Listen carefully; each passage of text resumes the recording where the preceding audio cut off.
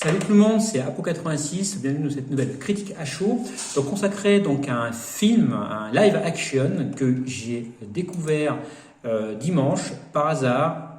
Il s'agit d'un film sorti en 2018, uniquement sur la plateforme Netflix, comme je vous dis, adapté d'un célèbre manga japonais.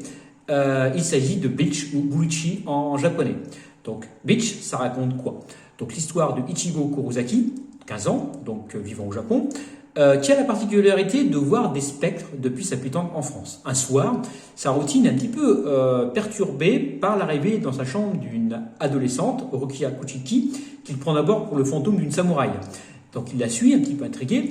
Il découvre très vite en fait que ce n'est pas un fantôme, mais une Shinigami, donc un dieu des morts, censé donc récolter les âmes des défunts et les emmener dans ce qu'on appelle la Soul Society, donc une sorte de paradis pour les bonnes âmes, et également donc traquer ce qu'on appelle les Zolos, donc les âmes maudites, qui eux chassent les âmes des vivants et comme des morts.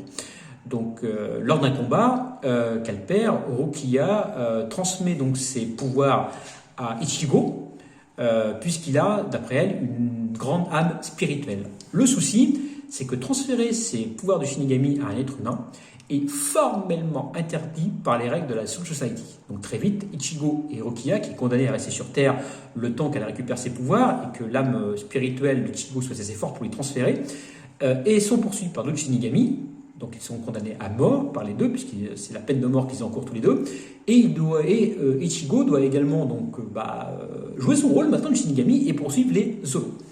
Alors, qu'est-ce que j'ai pensé de ce live action? Et bien, pour moi, c'est le meilleur live action que j'ai vu depuis Death Note, depuis le live action Death Note.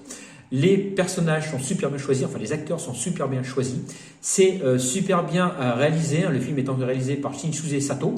Les effets spéciaux sont super. La bande son, donc exactement la même que l'animé, donc très métal et superbe. Le problème, c'est qu'adapter 74 tomes en 1h48, il a fallu faire des coupes un petit peu et le film survole un peu trop les personnages secondaires. Par exemple, Orihime, donc personnage très bien connu des amateurs de Bleach, donc qui est une adolescente un peu amoureuse d'Ichigo. Donc là, c'est complètement l'adolescence pouf, naïve, qui à chaque fois qu'elle voit Ichigo, donc il a Ichigo. Donc ça saoule un peu, c'est pas ça du tout dans l'animé. Le rôle de Chad, qui est le meilleur pote d'Ichigo, lui, complètement survolé, plus que survolé d'ailleurs. Les personnages secondaires, on passe complètement à côté. Mais bon, on comprend quand même l'histoire, le sens même de Bleach est dedans, l'âme de Bleach est dedans. D'accord? Donc j'ai passé un très bon moment, moi, à voir cet animé, pas cet animé, c'est live action, pardon. Je vous conseille de le voir, il est disponible sur Netflix. Moi, j'aime bien aimer, j'aime bien sur Captain Watch.